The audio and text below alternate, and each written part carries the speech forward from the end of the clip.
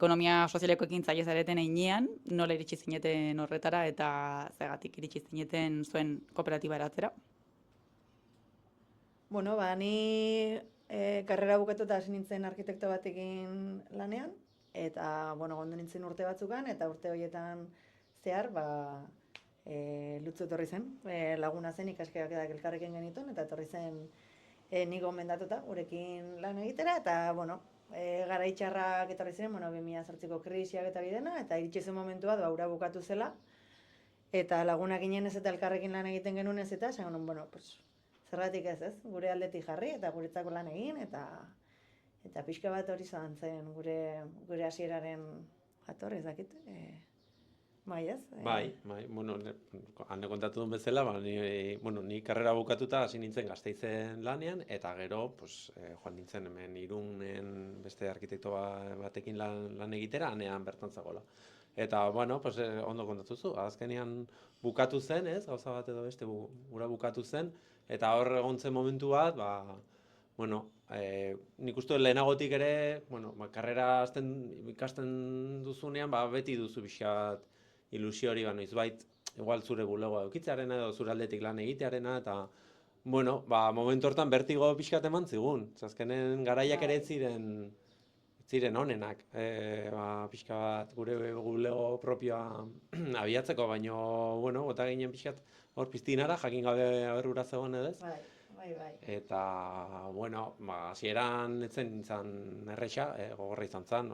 Lehenengo urteak batez ere ez, eta ez duzu astentzera zerotik, ez duzu lanik, ez duzu, hori, beldurrekin, baina negia esan, zeinek esango zigun, 12 urte berandugu ez, egongo ginela hemen, eta lan askokin, eta egia esan oso gustora elkarrekin lanean, eta guri tokatzen zegoen ere bai, laguna ginela lehenagotik, eta horrek asko laguntzen du, konfiantzan eta denean. Bai, eta, igual, esaten dugu gorra izan zela, eta lan gutxi, eta, lan asko, baina polita ere izan zen. Bai. Badula bere puntua ez, zure gauza, zurea den zerbait abiatzea, eta, Eta gaur egun ikustea ez, zer den, ze lortu dugun gubiek ez, eta hori oso polita da. Bai. Eta argizten duten hasieratik kooperatiba egin izan dutela? Bai. Nik ez dakit oso ondo zergatik. Esan nahi dut, ez dakit ginen hain...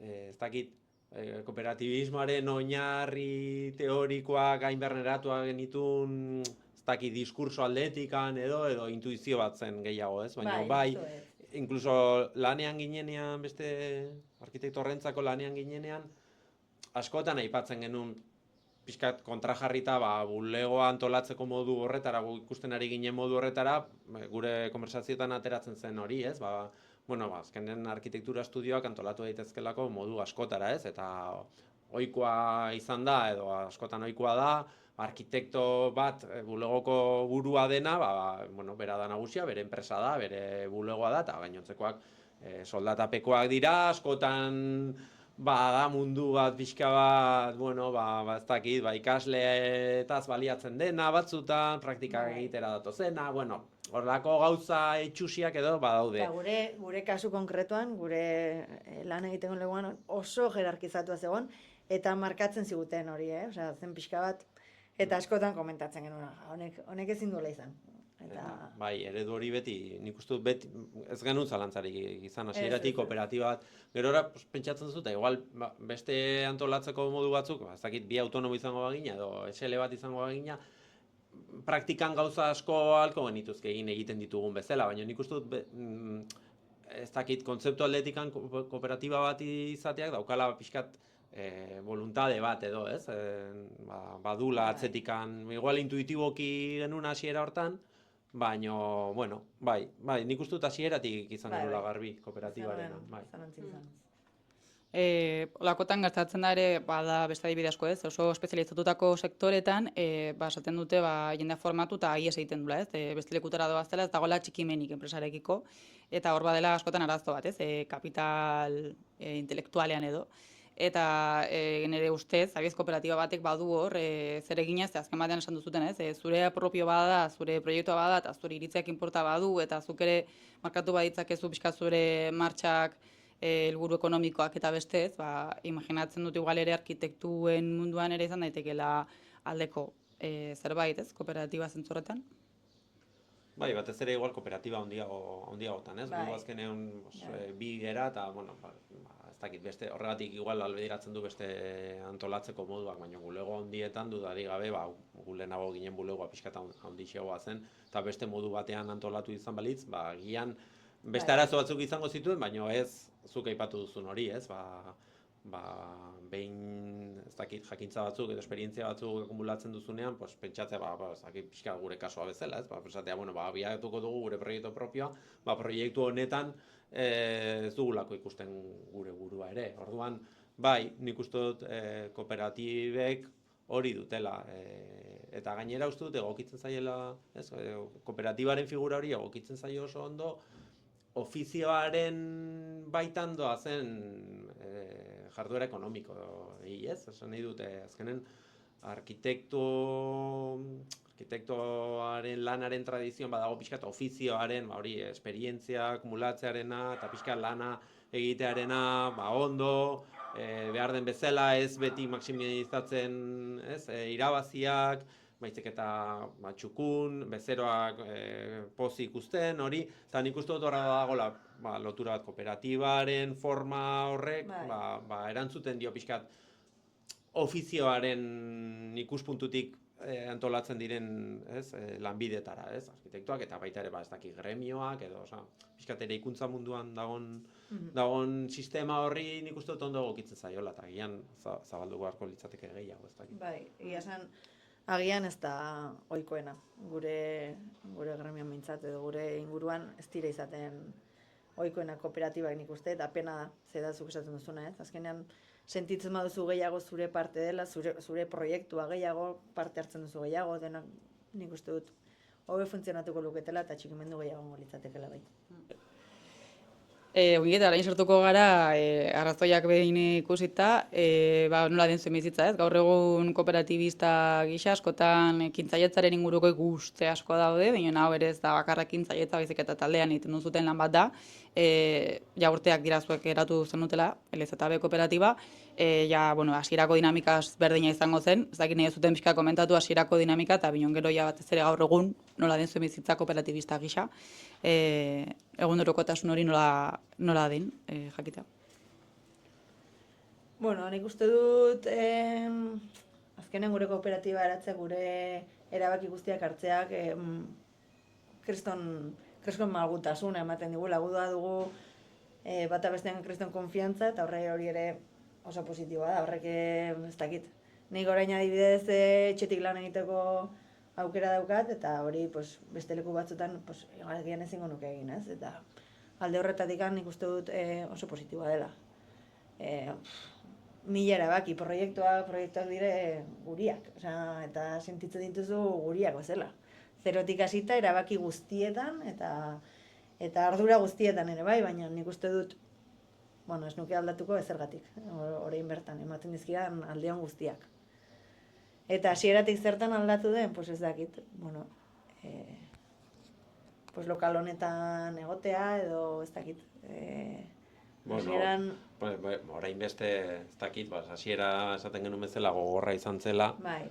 Orain, uste dut, hobeto gaudela, ez esan nahi dute, lan gehiago daukagu, pixkat lan batzuei igual ez esateko aukera ere badugu, hori ere askatasuna da.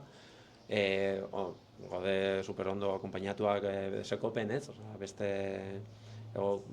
partekatzea beste proiektu handiago bat, beste kooperatiba eta elkarte batzuekin, ematen du aukera, kooperatiba barruan kooperatzen dugun bezala, kooperatibatik kanpora elkarte hortan, gauza batzutan kooperatzera baita ere, eman digu baita ere aukera lan mota batzuk egiteko igual beste egitikaten eskutik, edo parean ekin batera, edo dena delakoa, ez?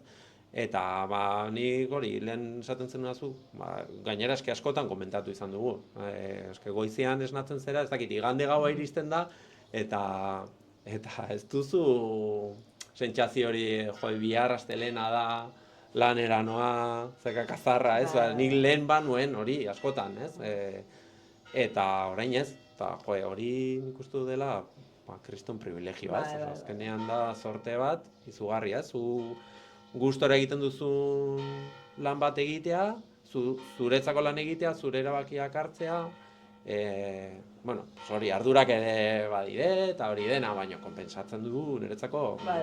Askotan komentatu dugu, ez genukela aldatuko, zergatik gu gainera, bueno, pues orain gainera oso ondo dijoakigu, eta gaude egiten ditugu gustatzen zigun lanak, eta askotan ez dugu usta.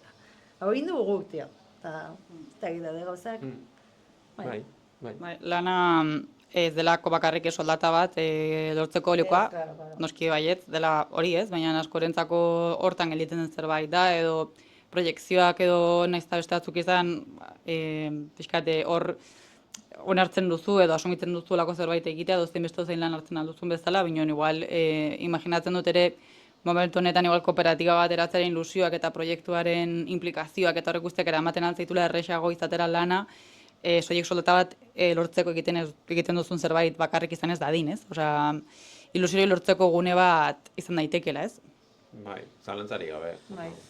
Uste dut hori dela, determinantia dela.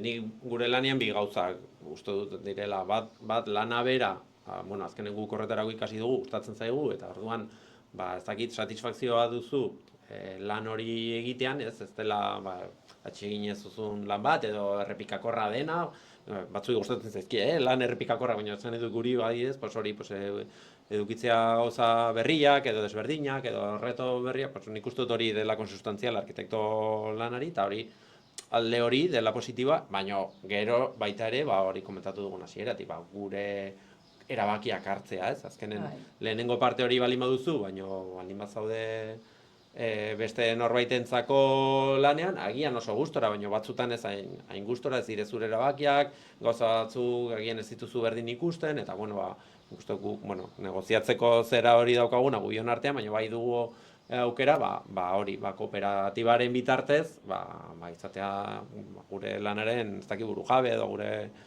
eta guai da hori esan. Gero ere azpimarratzea, zuk SL baten edo autonomo gisa ere hori gintazakezu. Beginen berriz ere kooperatiban ulertzen dut, ez berdintasuna topatuko dugula lanaren antolaketaren momentuan ere, elkarrekin lanean ari zaretelako maila berean, ilusio eta horretan implikazio jerarkiko batean agian erresago da erortzea utzikerian, ez? Esatea, bestearen proiektua da, eta orduan, bilduko nuke esanez, bai agian SL eta kooperatiba autonomo formatuan, zuria den enean ilusio hori hartu dezakezula, baina kooperatibak zuri ahalduntzeaz gain, zu bestearen maila beren jartzeaz gain ere, ulertzen dut ematen dizun babesa eta oinarriak ere laguntzen duela motivazio horretan, ez? Ez badela baldintza minimo batzuk bermatzen, ez da gogo handi auki edo asko gustatu jarduera hori ez, hasierako fakturazio hori lortu arte, ulertzen dute taldean aritzeak, saretzea eta elkarrekiko referentziaik partekatzea eta hori guztiare imaginatzen dut errestuko duela enpresa egonkorrago bat lortzea, ez? Dudarik gabe, agian gure kasuan lehen komentatu duguna, bi izan da, egon daitezke beste formula batzuk, eta balio dezakete, baina nik uste dut, hirugarrengo bat egon baliz, uste dut importantia dela forma izatea kooperatiba, ez? Baina bi izan da ere, ez dakit, naiz eta beste forma batzuk, igual balio dizuten, baina nik uste dut egokiena dela kooperatibaren. Azken finean, ez bakarrik barrura begira, lehen aipatu dugun, eske gero ematen dizu aukera kooperazio horretan aurkitzeko beste ez dakit, beste enpresa, beste kooperatiba, beste elkarte batzuk, kasu honetan gure inguruan daudenak, baina, ez dakit, azkenen izenak ere ematen du, ez? Ez dakit, sozial limitada edo sozial kooperatiba, ez? Ja markatzen dizu baita ere, ez? Definitzen dizu zer duzun buruan edo zer egin nahi duzun, ez? Gero... Eta nolakoa zeran, eta nola egiten duzun gauza. Hori da, bai. Ez dakit. Nik ere, azkeneko galdera, zuek ekonomia, arkitektu lan egiten duzuten modu, ulertzen den modu arrunt batean edo, baina era berean proiektu oso potenteak egiten dituzue, baita beste esparru batzutan, igual jendeak ez daukanen, beste burutan arkitektu batean pentsatzen duenen, zuen parkeen proiektuak eta bestelako bideak ireki dituzute, bai BDS-kopetik zein beste lekuetatik ere, esan nahi dut, Hemen zailatzen gara pixkat esplikatzen zer den ekonomia sozial eta aldatzailea, ez, hitz potoloiek, eta orduan uste dut zuen Besekopeko enpresen jarduerak asko argitzen alduela, zer den hori. Eta tokitu zuten proiektuen artean, bazuta ipatu baten bat, uste dut ere jendeak ere ideiauki dezan, zer egiteko, zer egin daiteken, ez? Kooperatiba batean zuek baldintzak, barnera begirako baldintza batzuk dituzute, baina kanpora begira ere baduzute bereizgarri bat, ez zarete ikuspegi sozial, ekologiko, eta integratzen dituzutela balio horiek zuen proiektutan. Bai, nik uste dut hor, batzutan, igual hitzak gelditzen direla pixka bat, hori, abstraktuak dira eta batzutan handiak ere dira, ez? Eta askotan, ez du zertan izan behar gauza integral bat edo erabateko bat edo ikuspegi bat hola oso maximalista, ez? Batzutan gauza txikiak eginda ere, ikuspegi hori pixka bat edukita aldatzen dire gauzak. Ezakit adibidez, komentatzen zenuen adibide bat, ez? Orain ari gera egiten hemen Irunen kale batzuen reordenazioa proposatzeko aurreproiektu bat, eta oso desberdina da zentroan jartzea oinezkoak, adin guztitako pertsonak, txirrindak edo zentroan jartzea, ez, kotxeak, ez? Nik uste dut hori ja nahiko orokorra dela, ez dela ekonomia sozialaren edo eraldatzailearen bereizgarri bat, baina baina gu saiatzen gara, alderdi horiek pixka bat aldugun neurrian, sartzen hori da adibide bat, ez?